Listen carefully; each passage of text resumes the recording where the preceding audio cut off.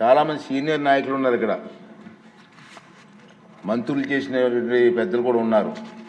మీ దృష్టికి ఒక విషయం తీసుకురావాల్సిన అవసరం ఉంది.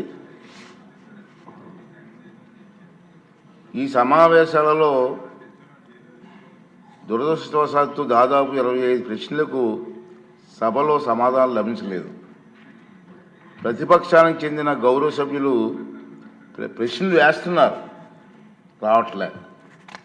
దాని మీద దాని కారణం ఏంటంటే వాళ్ళు ప్రశ్నలు వేయడం వల్ల మరొక 2 మెంబర్స్కి మాట్లాడే అవకాశం పోతుంది. అది సమంజసం కాదు ప్రజాస్వామ్యంలో. కానీ ప్రశ్నలు అడగడానికి సభలో ఉండటం లేదు. మీరు చూస్తూనే ఉన్నారు, ప్రశ్నలు వస్తున్నాయి, వాళ్ళు సభలోకి రావట్లేదు. ఈ కారణంగా సభలో ఎవరో ఒకరి ద్వారా మరో 2 ప్రశ్నలు అడిగే అవకాశం కోల్పోతున్నారు. ఇది చాలా దురదృష్టకరం. సభకు ఎన్నికైన గౌరవ సభ్యులు సగర్వంగా సభకు రావాలి. ప్రజలు ఎన్నుకున్నారు మిమ్మల్ని, సభలోకి వెళ్ళి మా సమస్య మాట్లాడమని. సభకు రావాలి. ఎవరికీ కనిపించకుండా వచ్చి సభ్యులు హాజరు పట్టికలో సంతకాలు చేసి వెళ్ళిపోతున్నారండి, దొంగలలాగా వచ్చి. మీరు గౌరవ సభ్యులే, ప్రజలు ఎన్నుకున్నారు, మీరు ఎమ్మెల్యేస్. దొంగలలాగా వచ్చి సంతకాలు పెట్టవలసిన అవసరం ఇచ్చింది కర్మ. ఒకసారి ఎమ్మెల్యేగా గౌరవప్రదమైన దీంట్లో ఉండి హాజరు పట్టికలో సంతకం చేసి సభకు ఆ మొహం చాటేయడం వారికి గౌరవాన్ని తగ్గించిందే తప్ప పెంచదని చెప్పి నా తాలూకా అభిప్రాయం. వీరిలో ముఖ్యంగా నా దృష్టికి వచ్చింది వై బాలనాగిరెడ్డి గారు, తాటిపర్తి చంద్రశేఖర్ గారు, రేగం లింగం గారు, మత్స్యలింగం గారు, విరూపాక్ష గారు, మత్స్యరాజ విశ్వేశ్వరరాజు గారు, ఆగిపాటి అమర్నాథ్ రెడ్డి గారు, దాసరి సుధ గారు. మనం చూసాం, మనం గవర్నర్ ప్రసంగం ముగిసిన తర్వాత అంటే ఫిబ్రవరి 24వ తేదీ తర్వాత వేరు తేదీల్లో ఫిట్నెస్ రిజిస్టర్లో సంతకాలు పెట్టేట్టు నా దృష్టికి వచ్చింది. అంత దొంగచాటును వచ్చి ఒక దొంగల మాదిరిగా సంతకాలు పెట్టవలసిన అవసరం లేదు. కానీ వారు ఎవరు కూడా నాకు సభలో కనిపించలేదు. సంతకాలు ఉన్నాయి కానీ సభలో కనిపించారండి మీకు ఎవరికన్నా? నాకైతే కనిపించలేదు. ఇది ఎంతవరకు సమంజసం వారే నిర్ణయించుకోవాలి. మనల్ని ఎన్నుకున్న ప్రజలు మనం ఆదర్శంగా నిలవాలి తప్ప ప్రజలకి, మీకు ఓట్లేసిన ప్రజలకి తలవంపులు తెచ్చేలే ప్రవర్తించకూడదని చెప్పి నా అభిప్రాయం. ఈ సభ ముందు పెట్టాలని చెప్పి నేను ఈ 2 విషయాలు మీకు తెలియజేస్తానండి. ఇప్పుడు వారు వేసిన క్వశ్చన్ కూడా ఇప్పుడు మళ్ళీ పోస్ట్ రాలేదు కాబట్టి డీమ్ టు ఆన్సర్గా ప్రకటిస్తున్నాను. No time. చెప్పండి. శాసనసభ్యులు షాజహాన్. అవునండి, వేరే వాళ్ళకి వెళ్ళండి, క్వశ్చన్ ఎవరు వేస్తారండి? సార్ షాజహాన్ గారు చాలా 307లోనే వెళ్ళాలి. మీరు చెప్పండి సార్, చెప్పండి ప్లీజ్. ఆస్తుల గురించి చెప్పండి సార్. చాలా విషయాలు చెప్పారు సార్. ప్లీజ్ కూర్చోండి, ప్లీజ్ డోంట్ డిస్టర్బ్. రాష్ట్ర వ్యాప్తంగా కూడా సార్ 63-64 వేల ఎకరాల ఆస్తులు ఉన్నాయి సార్. అందులో దాదాపుగా సగం 50% అన్యాక్రాంతం అయినాయి సార్.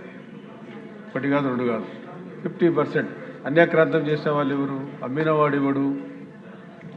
మనవాడు. ముతవల్లిలో అమ్మారు సార్. ఇప్పుడు వచ్చింది ఏమంటే దాదాపుగా 13,000 ఎకరాల పైన దాదాపు 14,000 ఎకరాలు అన్యాక్రాంతాలు అయిపోయినాయి.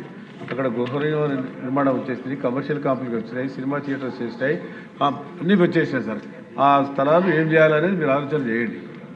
ఏదైనా ఒక ఆలోచన చేసి దీన్ని ఏం చేద్దాము, ఏ రకంగా దీన్ని మన పరిస్థితి తీసుకుందాము, దీన్ని ఏ రకంగా డెవలప్ చేద్దాము అనేది ఆలోచన ఉండాలి. అన్ని అన్యాక్రాంతమైన నేను కూడా కూర్చోడు ఇప్పటి నుంచి కాదు, 40 ఏళ్ళు చెప్తాను ఈ మాట. నేను 40 years నుంచి చెప్తాను సార్. కానీ దీన్ని ఏం ఒక స్టెప్ తీసుకోవాలా మనం, దీనిలో ఏదైనా మార్పులు తీసుకురావాలా. బోర్డు వచ్చింది, బోర్డు మీరు గవర్నమెంట్ ఇంటర్ఫీర్ కాకుండా ఎట్లా సార్? ఇప్పుడు క్వశ్చన్లు ఏమో గవర్నమెంట్కి ఇస్తున్నారు కదా, మన గవర్నమెంట్ ఇంటర్ఫీర్ కాకుండా ఎట్లా? కలెక్టర్ ఉండాలా, ఎస్పీ పోవాలా, సబ్ రిజిస్టర్ ఆఫీస్తో నోటిఫికేషన్ చేసామయ్యా మీరు ఈ వఖాస్తులు పరిరక్షించాల్సిన అవసరం ఉంది, మీరు రిజిస్టర్ చేయకూడదని. ఏ పెడతాడు? 420 అంటే ఏ పెడతాడు, రిజిస్టర్ చేస్తున్నాడు. అట్లా రిజిస్టర్ చేస్తున్నా దానికి మనం మీరు ఏదైనా కరెక్ట్ ఇప్పుడు సార్ దీనికి 2001లో నేనే సర్వే చేయించా సార్, జాయింట్ సర్వే చేయించా. అప్పుడు కాంపోజిట్ స్టేట్ ఉన్నాయి. తర్వాత 10 సంవత్సరాలు మళ్ళీ రాజశేఖర్ వచ్చిన తర్వాత కానీ కొంతవరకు చేశారు, తర్వాత మళ్ళీ జగన్ గారి గవర్నమెంట్ వచ్చిన తర్వాత అసలు ఏమీ చేయలేదు. ఓకే, ఒక్క ఆస్తులు పరిరక్షణ చేయలే, సర్వే చేయలే. సర్వే చేసే వాళ్ళకి అసలు సార్ వాళ్ళకి జీతపతి ఏదైనా ఇవ్వాలా సార్? ఈ ప్రభుత్వం వచ్చిన తర్వాత మళ్ళీ మనం మొదలు పెట్టాం దాన్ని డిజిటలైజేషన్ చేయాలని చెప్పి తీర్మానం చేసినాక తప్పకుండా చేస్తాం. మరి దీని మీరు షాజహాన్ కానీ ఇంకా ముస్లిం సోదరులు కానీ ఆయన అందరికి సంబంధించినదే, మీ ఒక్కరికే కాదు అందరికీ సంబంధించారు సార్. ఎందుకంటే ఇప్పుడు పక్కన కూర్చున్న వాళ్ళు కూడా నన్ను అడుగుతున్నారు, మాకు షాదీ ఖానాలు కావాలా, మసీదు కావాలా, బర్రెలు గ్రౌండ్ కావాలా, దీనికదా డబ్బు కావాలా అని. ఇది పటిష్టంగా ఉంటే ఒక బోర్డు ఇవన్నీ రావు సార్. ఒక బోర్డు ఏ రకంగా పరిశీలించాలో మీరు అందరికి కూర్చొని సలహాలు ఇస్తే మీకు ఒక్కరికే కాదు అందరికీ సంబంధించింది. అందరినీ కూర్చోబెట్టి మాట్లాడి ముఖ్యమంత్రి గారు కూడా మన కలెక్టర్ కాన్ఫరెన్స్ కూడా అడిగారు సార్, దీన్ని ఏ రకంగా పరిరక్షించాలో బాగా జాగ్రత్తగా దీన్ని పరిరక్షించండి చెప్పి.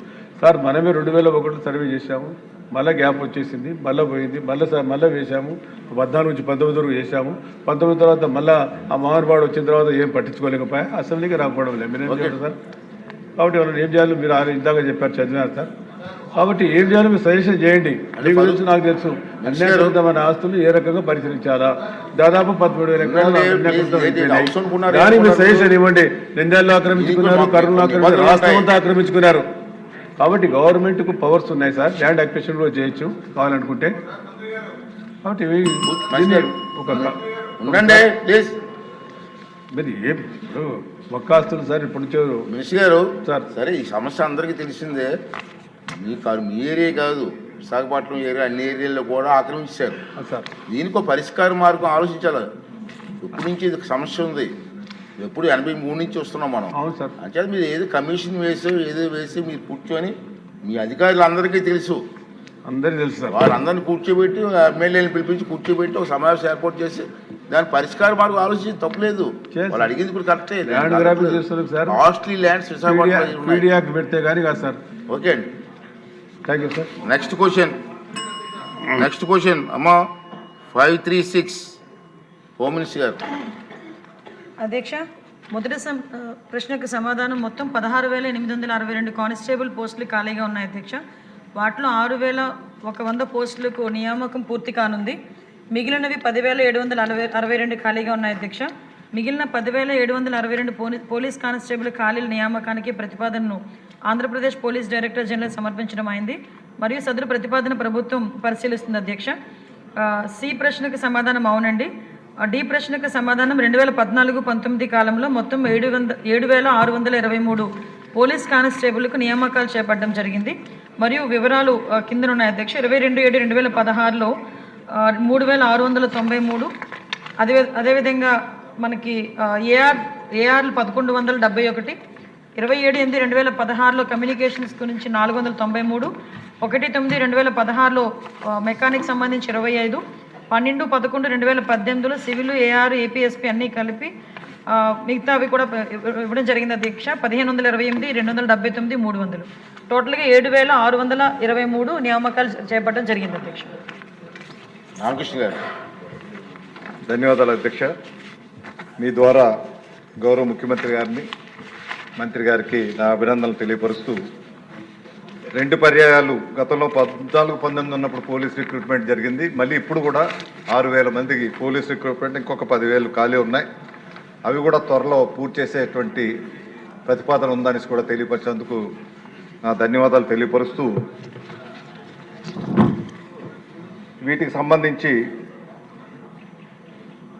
నెక్స్ట్ రిక్రూట్మెంట్లో ట్రైబల్ బెటాలియన్ ప్రత్యేకించి వేసే ఆలోచన ప్రభుత్వానికి ఉందా? అటువంటి ఆలోచన చేయాల్సిందిగా వారిని కోరుతున్నా అధ్యక్ష. అదేవిధంగా ఈ కానిస్టేబుల్ రిక్రూట్మెంట్ అయినాక ఈ ట్రైనింగ్ మాన్యువల్లో ఏమైనా మార్పులు జరిగాయా?